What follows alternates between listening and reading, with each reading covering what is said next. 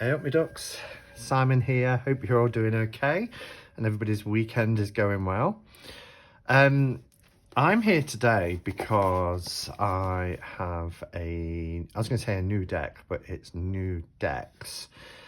So as you'll be aware, I'm really trying to make more of a conscious decision about the decks that I bring into my collection now.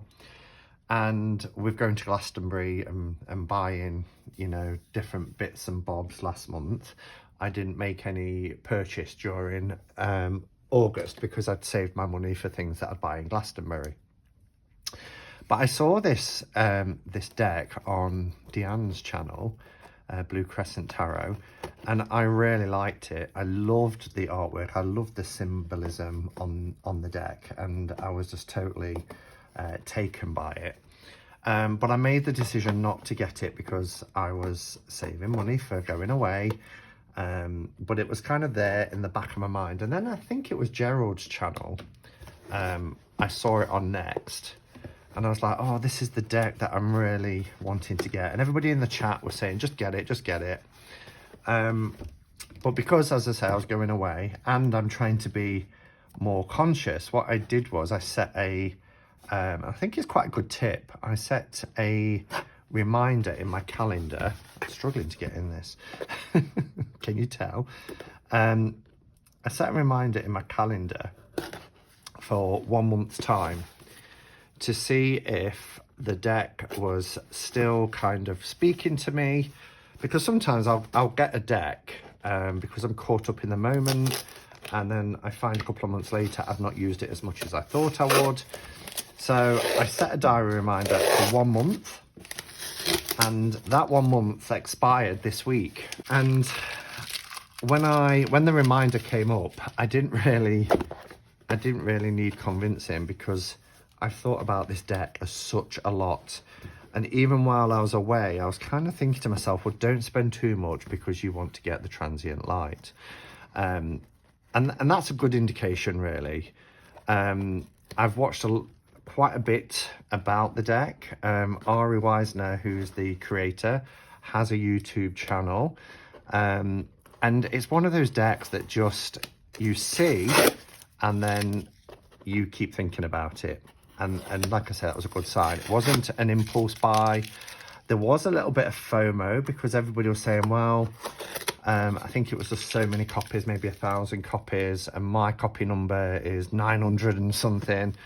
And then I was kind of like, well, if by the time the month's up it has gone, then so be it. It has gone. So the Transient Light is the deck that I'm going to show. But while I was there, the first deck that was produced by Ari was also there, and so even though it wasn't one that was kind of on my radar, it was quite inexpensive. It's a small deck. I think it was like £20. Now Ari is in the UK, which is also another reason why I wanted to get it, because I do want to support local tarot creators. You've heard me say so many times about how expensive it has become now to buy decks from overseas, particularly the States, because of the shipping. Tends to be a minimum of £25, and then customs and everything else. You're doubling the price of the deck. Now, Ari, if you are in the UK, offers free postage and packaging. So you are just paying for the decks. And I think it was 30, maybe 32 or something like that for the deck. And this one was only 20. So I decided, well, while I'm here, no postage and packaging, reasonably priced, I will get the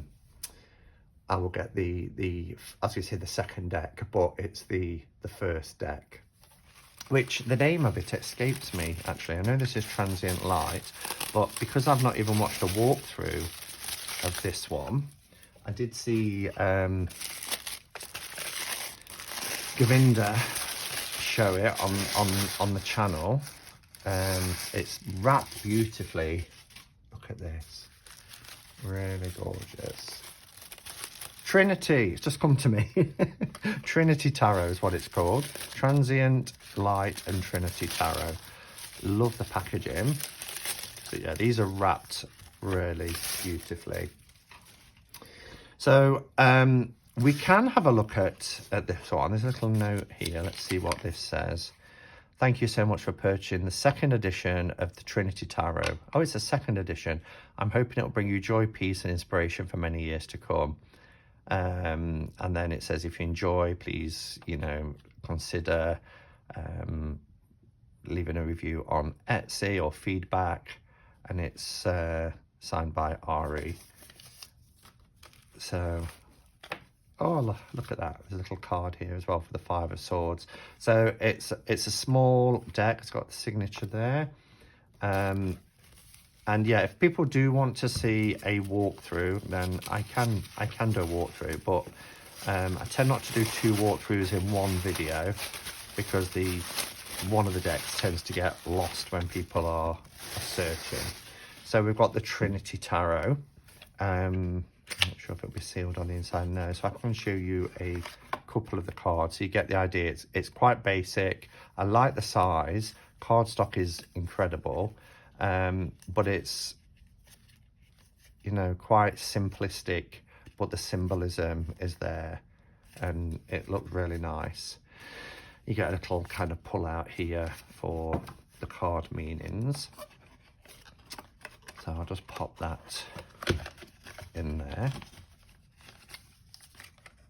Okay, so what we're going to look at today is this deck, and I'm so excited about receiving it and working with it. How beautifully everything. This is what I love about independent creators. It's just these little touches, these little details. Packages tied up with strings. I mean, it must take so long to sit and wrap them so beautifully. And this feels like a nice, chunky, hefty deck as well. So here we have it. The Transient Light Tarot by Ari Wisner. It feels incredible. It's a nice, sturdy 2-part box. On the back, it says Transient Light Tarot by Ari Wisner. This tarot deck is inspired by the beauty of transience. The briefness of life is what makes it valuable and worth chasing. Wow, that's true. Although temporary, our being can facilitate something more universally connected and priceless. Whether change is joyful or painful, it is followed by a new beginning where we can find beauty and opportunity to heal and grow. I love that. Every moment of life that we live is transient, isn't it? And it's so right, whether it's joyous or whether it's a painful experience, we are the sum of our lived experiences. And therefore, we are shaped by our past, by our those moments, those transient moments of, going from one situation to another. So it's 81 cards. Yes, there's 3 extra cards. So I believe there's a past, present, and future card. Not quite sure. I mean, I'm hoping the little book will tell us how to use them. It is signed by the creator. I kind of think, that the way I would use it, rather than laying down past, present, and future and placing cards with them, is if I shuffle the deck, it's the card that comes after each card. So a bit like when you shuffle in a significator card and you might look at what's either side of it, you could still do that, I suppose, either side. For the light and the shadow aspect of your past, present, and future. So that might be one way, but I'd imagine there's many ways. This box is easy to open, even though there aren't the thumb cutouts here. There's no issues taking this apart. Transient Light, this is the first edition. You are the owner of the first edition Transient Light Tarot deck. I hope it will bring you joy, comfort, and inspiration for years to come. So it's very similar to the little piece of paper that we got. This is 789. So the person who got 900 and something, it looks like, there's enough copies left. So 789 of 1,000. It is signed here. And this is a spare 10 of Wands card that's been used to give you the number and the signature. So that's almost like a little certificate of authenticity, which is a nice touch. I believe that's the back design as well, this hourglass here. Again, it gives you that whole essence of, you know, transition.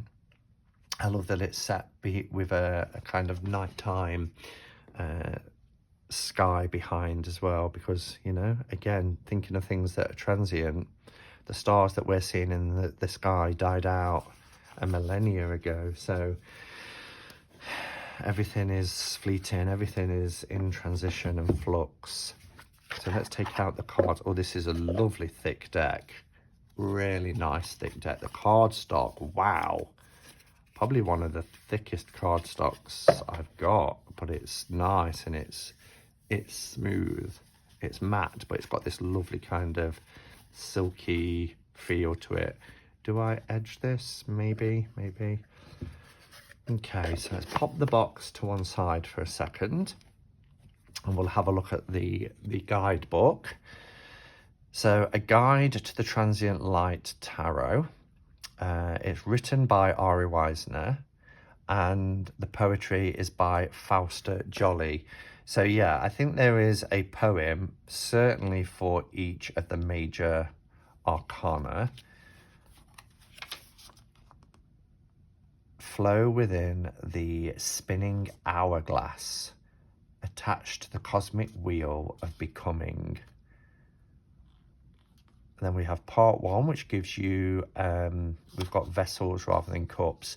And some of the titles of the major arcana have been changed because both this and the Trinity Tarot are genderless decks.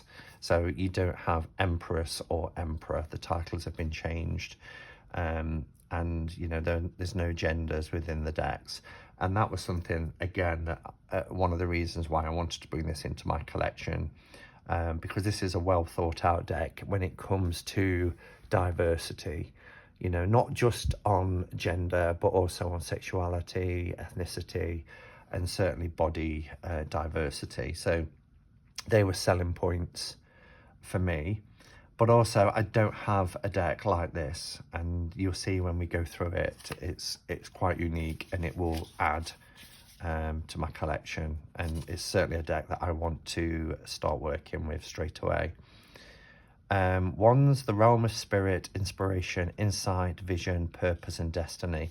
So it gives you the attributes of each of the minor arcana, each of these suits, you know, one's being that fire energy, so it gives you the element of fire, and then where it links with the zodiac, Leo, Aries and Sagittarius. So you get the attributes of air, fire, water, earth. And then you go through each. It's interesting that we're starting with the minors in the book. It does that all the way through. Vessels instead of cups, as I said, the realm of the heart, emotions, relationships, community, family, communication, element of water, Cancer, Scorpio, Pisces. So you get a nice clear as well. And then for your your major arcana, you've got keywords and also a description and meaning for the card, but you also get from Forster this this poem as well for each of the major arcana. But it looks like for the minors you get it for the suit in general, as you can see here on these black pages. Proclaimer, you see, instead of Hierophant. And then at the back we have some spreads, and then we have a little bit about Ari and also about Fausta. Based in London, living in Greenwich. Yeah, so it's 124 pages and it looks like a nice little guidebook.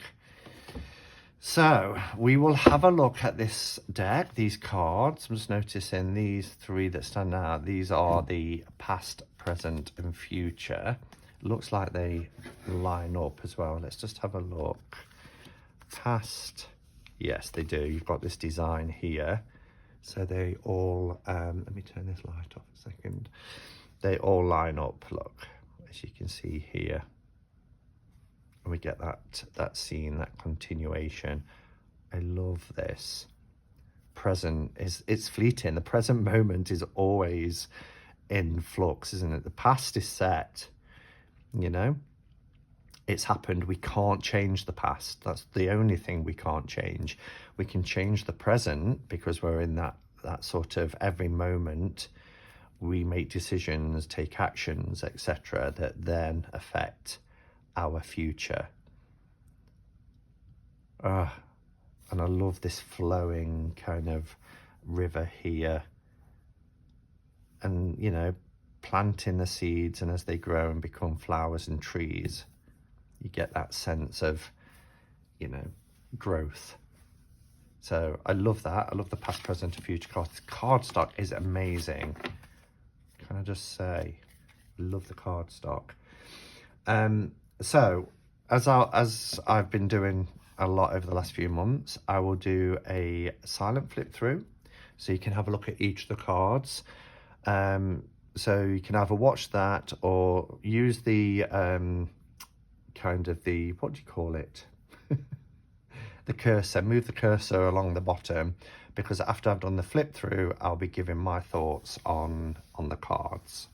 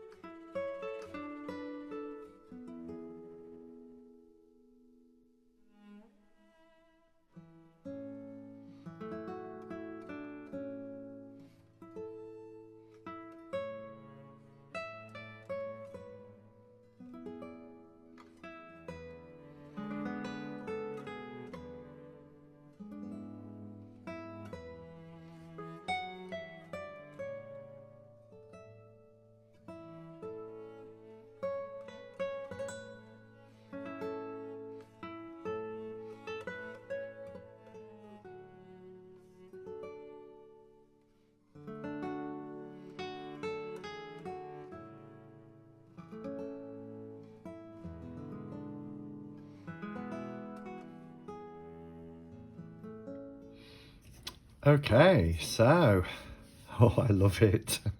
I really love it. There's so much to talk about. This could end up being quite a long video, so I'll probably just focus more on the major arcana. Quite a few of the pip cards, that's giving it away, what I was going to say.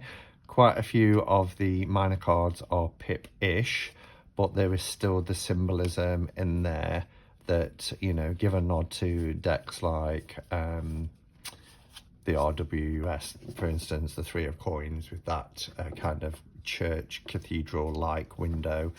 I love the five, you know, with this broken chain and the pearls being scattered. But anyway, I'm jumping ahead.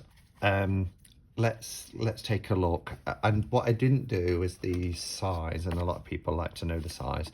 It's pretty much a standard tarot size, particularly this is US Games, so it's a nice decent size. We've got these rounded edges which are more prominent, but really lovely. The cardstock, I just cannot get over it. It is delicious.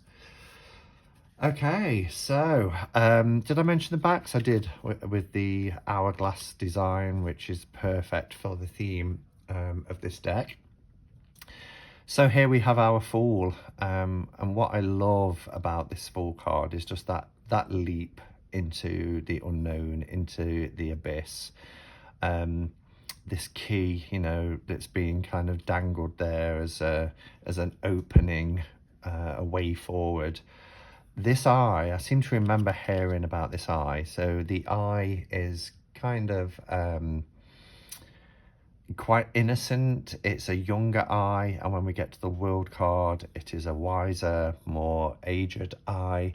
But it's there really to show that sort of beginning, that new start. There's this beautiful flower coming into bloom. It's more crudely drawn than the eye in the World card, but yeah, it's just that newness, that beginning step really, when you compare it to, in fact, we may as well jump ahead and compare it so we can have a look at them together, and I'll talk more about the difference between the eyes when I get to the World card. So love the Fool. I love the font as well. The font is really nice, and it is bordered. The image is you know, contained within a border to a degree, but then you do have things going outside of the borders as well, and I quite like it when it's, you know, it's not a white border or black border, it's part of the background as well. The Magician, I think, is really clever.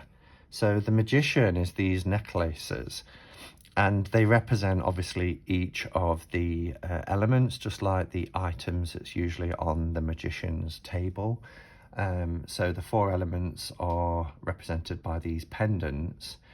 But what is really clever is when you get to each of the suits, the crown, which would have been the king in the in a traditional tarot deck, these pendants appear as well. So it really links back to the Magician card, but the Magician card representing the tools, the elements to work with to manifest.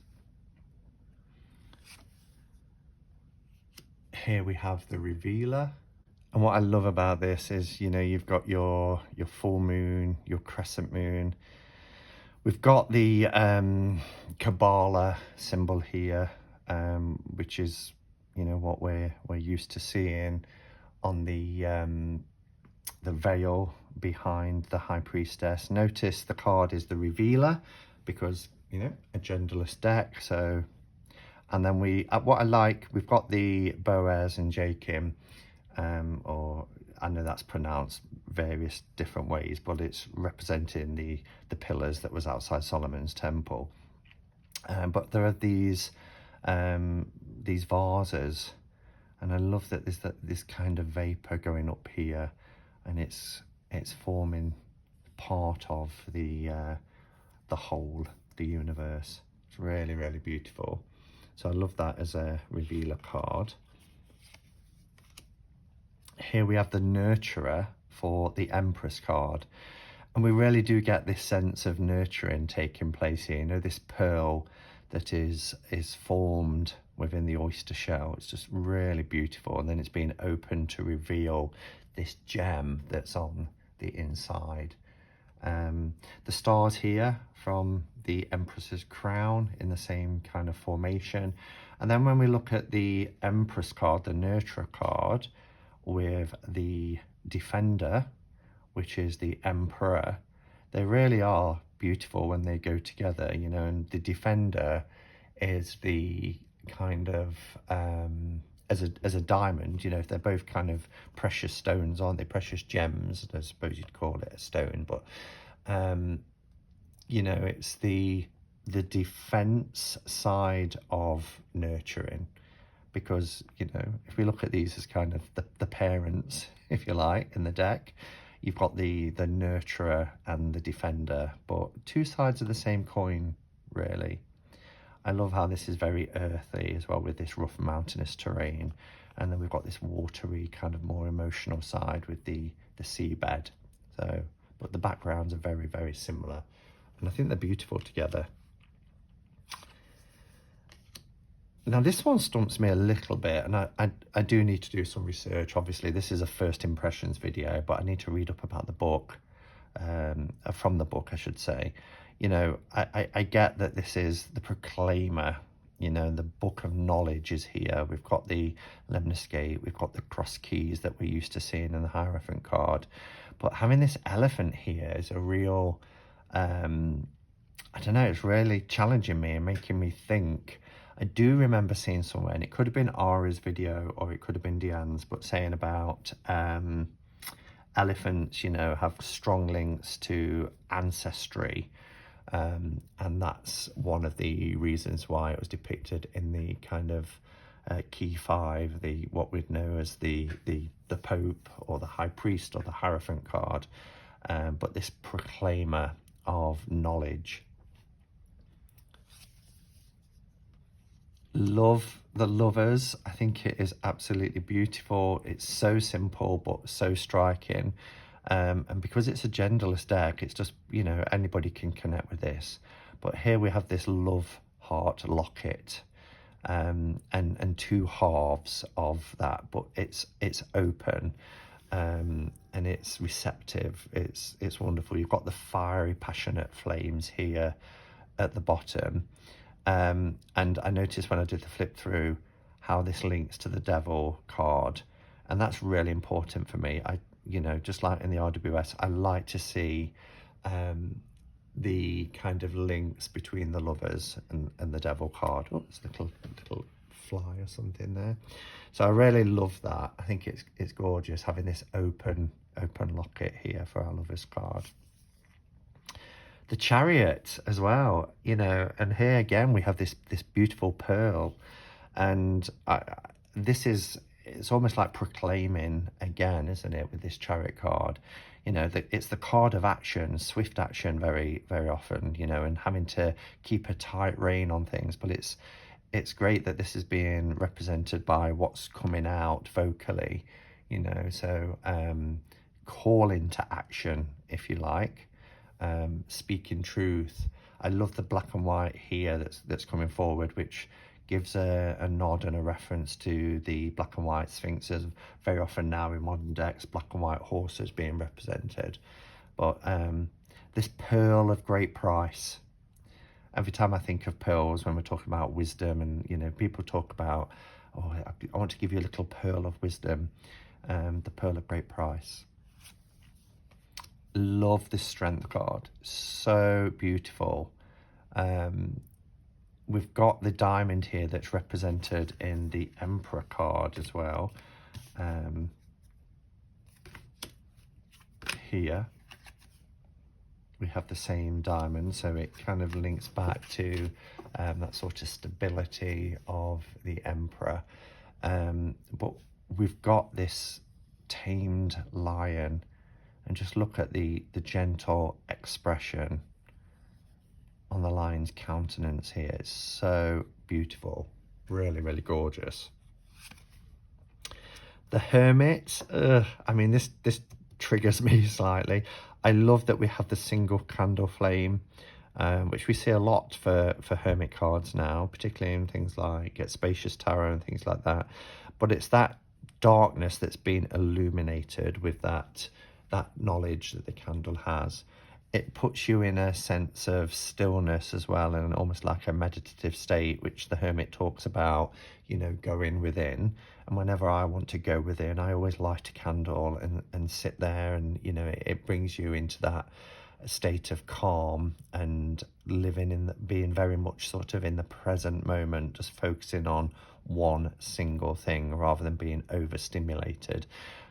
But then we have this kind of, I don't know if it's a wasp or a bee, but it's bringing in this kind of this darker element. So when I first saw this, my reaction was, you know, a wasp, or, you know, something that has a bit of a darker side to its nature. It has a sting in its tail.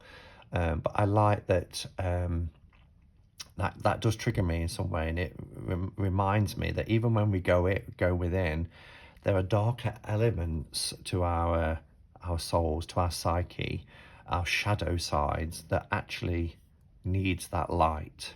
You know, we need to address it. We need to think about why we might be triggered by certain things.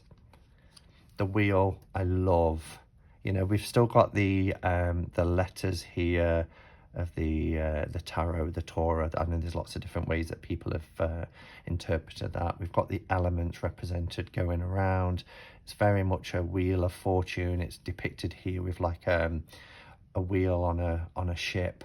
I love that it's about fortune. It's about chance, the roll of the dice. And then we've got this kind of ball of string that is becoming untangled here, but also as it's unraveling, it is becoming tangled around this wheel, you know. And if we don't do something about that, that could be problematic. Justice, I love justice. I'm Libra as a star sign, and we have the Libra constellation here. We've got the two towers. I love how we've got the duality here. We've got a light and dark, shadowy side. But, you know, that sort of, you know, in the Justice card, the sword goes higher than the veil to show that, you know, you can't hide the truth. The truth will be revealed. And here we've got this cutting away of the veil. And these lines here, it's almost like, you know, you see these cut along the dotted lines, but you've got this sword of truth that is slicing through this veil, revealing what needs to be revealed, which of course is truth. We have the Hanged One, which is, it gives you that perspective of upside down, because we've got this anchor here, which is inverted. It's almost like an inverted cross as well, isn't it? And, you know, this is representing the fact that, you know, we need that stability. When things seem all topsy-turvy, it's about, you know, making the most of your situation. Remember, the hanged man isn't in pain. The expression on the hanged one, or the hanged person, I'm just used to saying hanged man from RWS, you know, is about making the best of the situation, and whilst in that predicament, looking at the world from a different viewpoint. And here with the hanged one, we've got this anchor talking about the need to ground ourselves and to anchor ourselves and think about things from the security that we have by being anchored and grounded, but thinking about the world and our next steps from a different perspective. I love this death card. I think it's so beautiful. At first glance, it reminds me of the moon card, obviously, because there's the moon there, there's the two towers, there's the watery path going through, but we've got the skull here representing death, and these two towers were, you know, in RWS very much part of that image, although very much in the background. But, you know, with death is about transition. It's about the next stage, the journey that we go through, this gateway, this portal into a new and perhaps unfamiliar territory at first, until we're familiar with that next step, that next stage. But again, you know, this is about transition. And I love it. We've got the flower here representing growth and change. It's beautiful. Temperance, I really like. I really like that we've got all the elements represented here, also displayed as a star. We've got the two different, I mean, very often you'll see fire and water, but here, you know, we've got polar opposites being kind of melded together. So if we look at the Devil card and compare it with our lovers, we can see now that the locket is closed. Oh, it's fantastic. It's fantastic. I really love it. So that openness, that receptive of the Lovers card, receptiveness, I should say, of the Lovers card.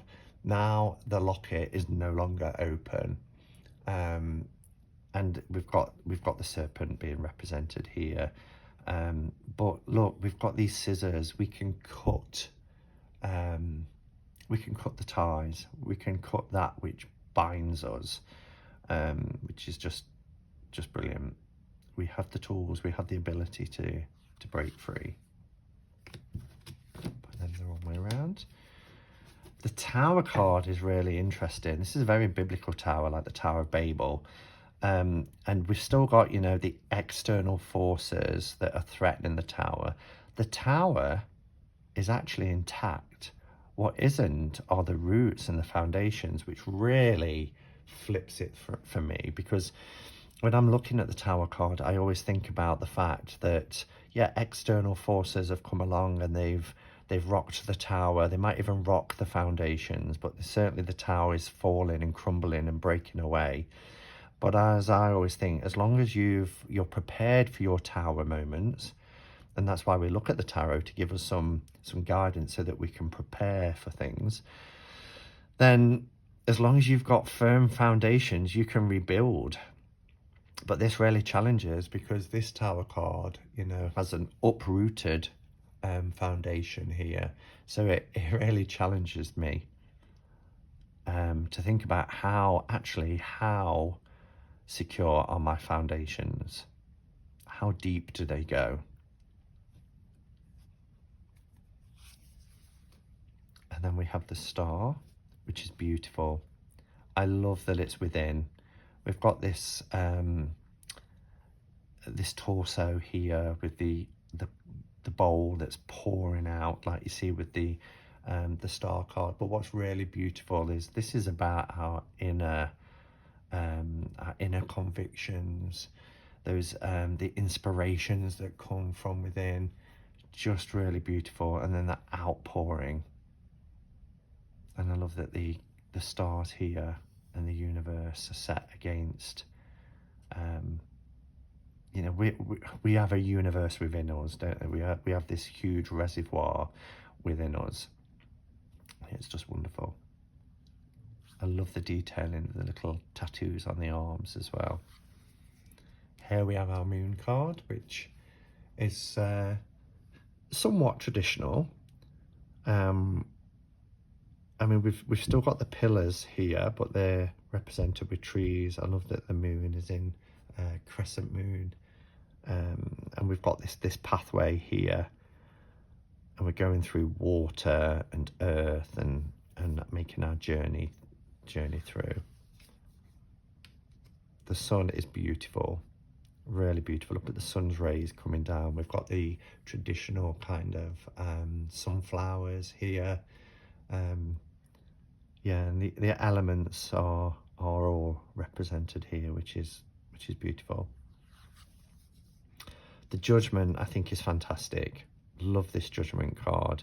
We've got a traditional kind of trumpet, and then we've got the key again, like we see in the full card being dangled here, and that's about, you know, unlocking and revealing truth, entering. But rather than people being called up from a grave, we've got this egg, this perfectly formed egg here, which, you know, rather than having a grave and an angel or people passing up, we've got the egg and then we've got the birds in the sky. And look how the egg here is in this kind of dark shadow, and then in the light here we've got the birds soaring and flying free. And it really is about what we do with that passage of time, you know, from cradle to grave. And I just love this concept of the newness of the egg. It hasn't even hatched, but what that becomes. And during that time, the judgment, the self-imposed judgments that we put on ourselves as well. Then we have the world card, and this is just beautiful. We have the eye that I talked about from the beginning. This is the Fool. Do you see how it's the figure of the Fool stepping off that we might have seen? It's mirror flipped, so it is in kind of like this reverse, but it is our Fool having completed the journey. And the eye goes from being this kind of innocent, crudely drawn eye to this beautiful, wise, older eye. We see kind of wrinkles around it. It's just beautiful. Notice as well within the iris, we have the world. You can see the continents here and the oceans and everything. So the world is within, and it's just gorgeous. Such a fantastic deck. So I'm not going to make this video long. As I said, we've got the suits represented here, a little bit pippish, but there's enough to go on. I particularly love this card, the Four of Wands.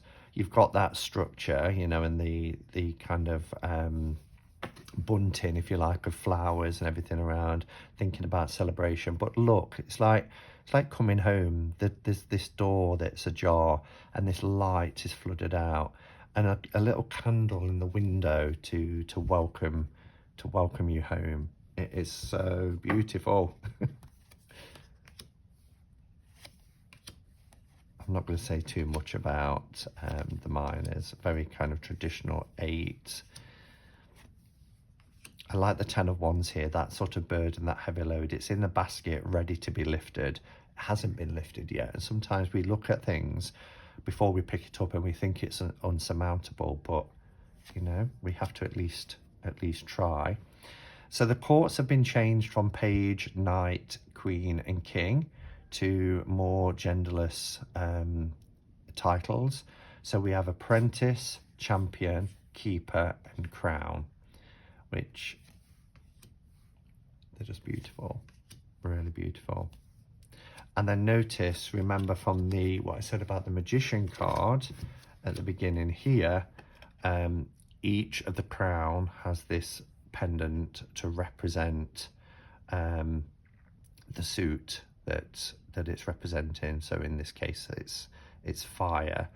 And it's interesting that it's a crystal, because on my desk here, I have crystals around me to represent the element of earth.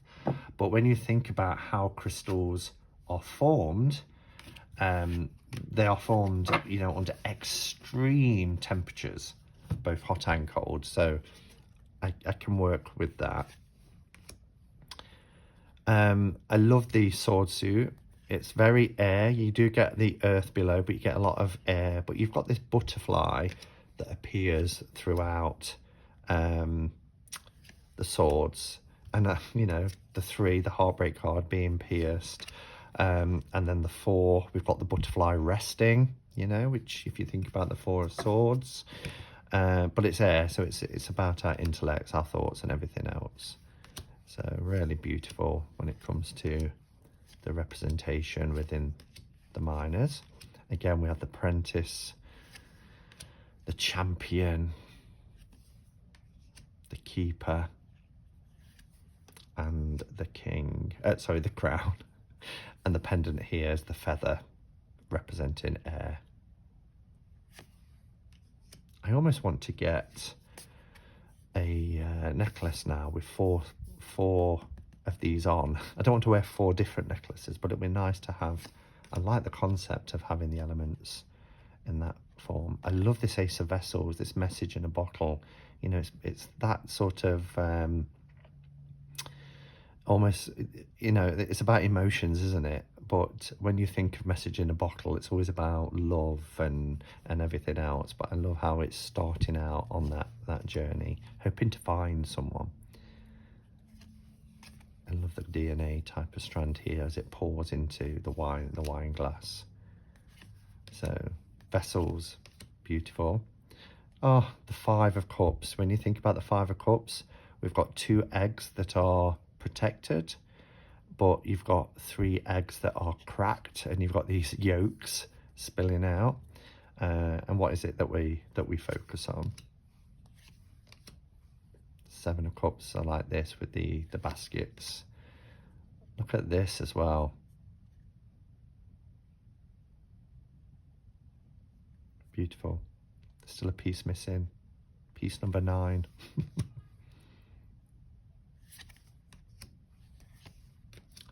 And our apprentice, champion, keeper. Look at that, the key to the heart. And then we have the is that what the, yes, it's that one there, look, which is our emotions. Right there on the third eye. And then we have our coins rather than pentacles, so more traditional. I love this. And this thread, you know, it's a common theme. And you can see the nods to RWS, you know, the purse here, the tight strings holding the wealth. I love this for the 5 of coins, really love it. You know, this beautiful necklace here that's snapped, that's broken, and the pearls are, you know, scattered down on the ground. It can be repaired. You know, they're using that, the 6 of coins, the card of discernment as to who you can give and help. Beautiful, the garden scene here. We don't have the bird, but we have these beautiful butterflies. And I love this as well. Again, it's that candle at the window, but this is the accumulation. You know, it's one I see as the kind of the happy family card, the fulfillment of home and wealth and everything else. And you've got these beautiful vases and blooming flowers and bushes now. You've got the Kabbalah tree of life, which we see in the formation in the RWS. But again, this candle is still welcoming you home. The apprentice, that little shrub starting out. The champion, the keeper, and the crown. It's interesting that skull is representing the earth suit. Oh, such an incredible deck. I love it. I'm still glad I waited. I know I took the risk of it going out of print, or so I thought. But, you know, the timing is right. If I'd bought this a month ago and then went away for 2 weeks, it would have been, you know, a while before I got to pick it up. But I'm absolutely thrilled with this deck. I love it. Really love it. I like the past, present and future cards as well. I'm going to have a think about how to work with them, and I'm sure the little book will give me some additional insights as well. So thank you for watching. It's been lovely to spend time with you. I might actually, Sunday afternoon, I might set this as a premiere and watch it with you. Maybe, we'll see. But yeah, thank you for watching. Enjoy what's left of your weekend. It's a long weekend here in the UK. We've got bank holiday tomorrow. So I think I'm going to come on tomorrow to talk a little bit about Psy cards. I've had them for a while. I've got the book now, so I might pop on tomorrow to do that. But until next time, go in peace. Namaste and blessed be.